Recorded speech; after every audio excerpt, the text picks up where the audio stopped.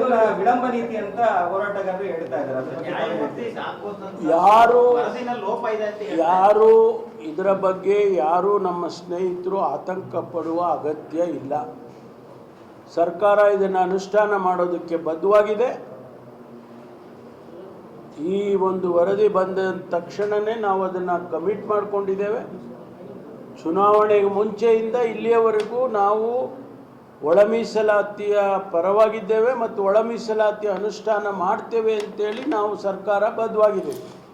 ಅದರಲ್ಲಿ ಎರಡನೇ ಮಾತಿಲ್ಲ. ಆದರೆ ಎಲ್ಲೋ ಒಂದು ಕಡೆ ಅಪಸ್ವರಗಳು ಬಂದಾಗ ನಾವು ಅದನ್ನು ಸರಿಪಡಿಸುವ ಜವಾಬ್ದಾರಿ ಕೂಡ ಸರ್ಕಾರದ್ದಿದೆ.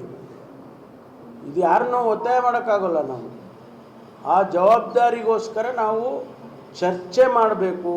ಕೆಲವು ಅಪಸ್ವರಗಳು ಬಂದಾಗ ಅದನ್ನು ಚರ್ಚೆ ಮಾಡಿ ಅವರ ಮನವೊಲಿಸಿ ಕ್ಯಾಬಿನೆಟ್ಗೆ ಹೋಗಬೇಕು ಅಂತೇಳಿ ನಾವು ನನ್ನ ಮನೆಯಲ್ಲೇ ನಾನು ಸಭೆಯನ್ನು ಕರೆದಿದ್ದೆ. ಯಾರು ಪರಿಶಿಷ್ಟ ಜಾತಿಗೆ ಸೇರಿದಂಥ ಶಾಸಕರನ್ನು ಸಚಿವರನ್ನು ನಮ್ಮನೆಯಲ್ಲೇ ಕರೆದಿದ್ದೆ. 2 ಸಾರಿ ಆಯಿತು. ಈಗ ನಿನ್ನೆ ನಡೆದಂಥ ಸಭೆಯಲ್ಲಿ ನಾವು ತೀರ್ಮಾನ ಮಾಡಿ ನಾವೆಲ್ಲ ಒಮ್ಮತದಿಂದ ಹೋಗಬೇಕು.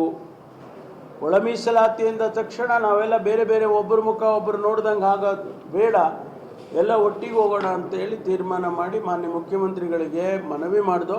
2 ದಿವಸ ಮುಂದಕ್ಕೆ ಹಾಕ್ಕೊಡಿ ಕ್ಯಾಬಿನೆಟನ್ನು ಅಂತ. ಅದು ಸ್ಪೆಷಲ್ ಕ್ಯಾಬಿನೆಟ್ಟು.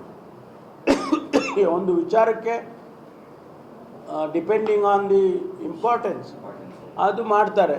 ಅದಕ್ಕೆ 2 ದಿವಸ 19ನೇ ತಾರೀಕು ಫಿಕ್ಸ್ ಮಾಡಿದ್ದಾರೆ. 16 ಆಗೋದು 19 ಆಗುತ್ತೆ ಅಷ್ಟೇ.